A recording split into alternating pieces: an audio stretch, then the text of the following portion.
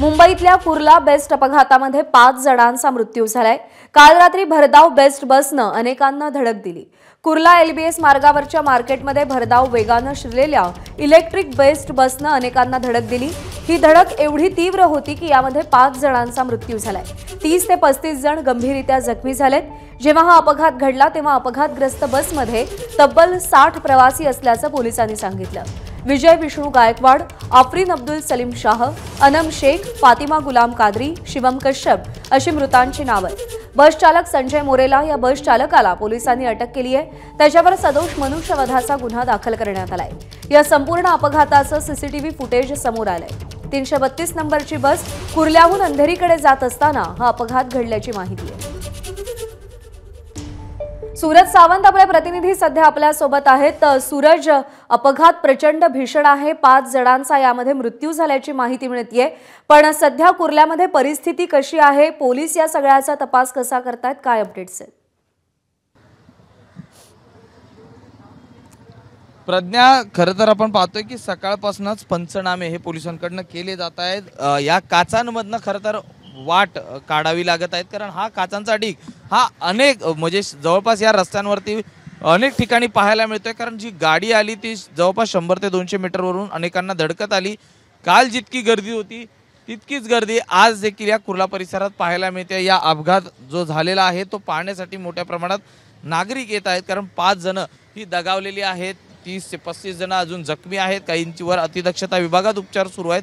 आता नेमकं यामागचं कारण काय आहे, तर हा रस्ता जो आहे तो मोठा आहे, मात्र त्या ठिकाणी अनधिकृत पार्किंग ही मोठ्या प्रमाणात करण्यात आलेली आहे। जो पार्किंगची समस्या आहे ती या ठिकाणी मोठ्या प्रमाणात आहे, कारण रस्त्यांच्या दुतर्फा जर आपण पाहिल्यात तर गाड्या या लावण्यात आलेल्या आहेत आणि यांवरती कारवाई ही होत नाही, आणि त्यामुळे जो रस्ता आहे हा अरुंद झाल्याचं ज्या तक्रारी आहेत त्या नागरिकांकडून केल्या जात आहेत। मोठ्या प्रमाणात या ठिकाणी फेरीवाले पुढे बसतात, बाजारपेठा आहेत त्या ठिकाणी, त्यामुळे या रस्त्यांवरती ट्रॅफिक जो आहे ते मोठ्या प्रमाणात असतं। जी धडक होती ही इतकी जबर होती या बसची की हा जो बीम आहे तो पडलेला आहे। दुसरीकडे तिथे जो विजेचा खांब होता तो देखील उकडून बाजूला पडल्याचं पाहायला मिळत आहे। वायरी बाहेर आलेल्या आहेत। मोठ्या प्रमाणात या ठिकाणी परिसरात अशीच परिस्थिती ठिकठिकाणी पाहायला मिळते। समोर ज्या गाड्या आहेत त्यांचं मोठं नुकसान झालेलं आहे। आता या संपूर्ण प्रकरणात जर पाहिलं, आरोपीला अटक केलेली आहे। सदोष मनुष्यवधाचा गुन्हा दाखल झालेला आहे।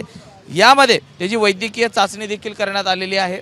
वैद्यकीय चाचणीमध्ये त्याने मद्यपान केलं होतं का हे प्रामुख्याने समोर येईल, ते अद्याप आलेलं नाहीये। आज सकाळी 11 वाजेपर्यंत तो अहवाल येईलच।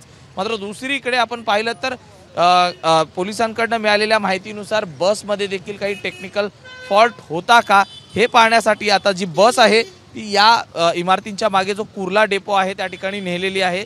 तिथे बसची चाचपणी केली जाईल। एक्सिलेटरमध्ये काही प्रॉब्लेम होता का, कारण पोलिसांकडून सांगितलं होतं की काही एक्सिलेटरमध्ये प्रॉब्लेम होता, त्यामुळे ती जी बस होती ती वेग धरून पुढे गेली, ब्रेक लागत नव्हते असं देखील सांगितलं जात आहे।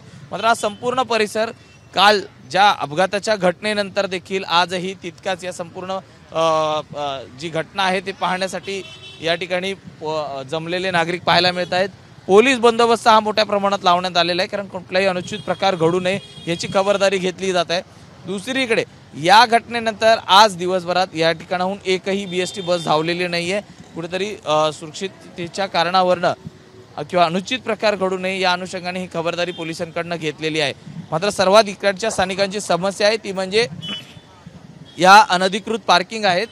ही शाळा आपल्याला पाहायला मिळते, अक्षरशः गाड्या एकमेकांना चिटकून लावल्या जातात, त्यामुळे प्रवाशांना या ठिकाणी रस्त्यांवरनं चालायलाही जागा उरत नाही, त्यामुळे पर्यायी ते रस्त्यावरनं चालतायत। त्यामुळे ही एक मोठी समस्या या ठिकाणच्या नागरिकांनी आपल्याला दाखवलेली आहे। जी अनधिकृत पार्किंग्स आणि फेरीवाले यामुळे हा जो मोठा रस्ता आहे तो चिंचोळ्या गल्लीत त्याचं रूपांतर झाल्याचं पाहायला मिळते, ज्यामुळे जर हे रस्ते मोठे असते तर कदाचित अनेक जण वाचली असतील असं इथल्या स्थानिकांचं म्हणणं आहे। मोठा अपघात होता आंबेडकर नगरमध्ये, ही जाऊन बस धडकली। आता तीच बस बरोबर आहे। अपघात अत्यंत मोठा होता आणि आता या अपघातामागच्या कारणांचा देखील विचार केला जातोय। बसमध्ये काही तांत्रिक बिघाड होता का, अनधिकृत पार्किंग, फेरीवाले या सगळ्याच्या अनुषंगाने तपास पुढे जात राहील। सूरज, अपडेट जाणून घेत राहू। सध्या धन्यवाद दिलेल्या माहितीसाठी। एबीपी माझा, उघडा डोळे बघा नीट।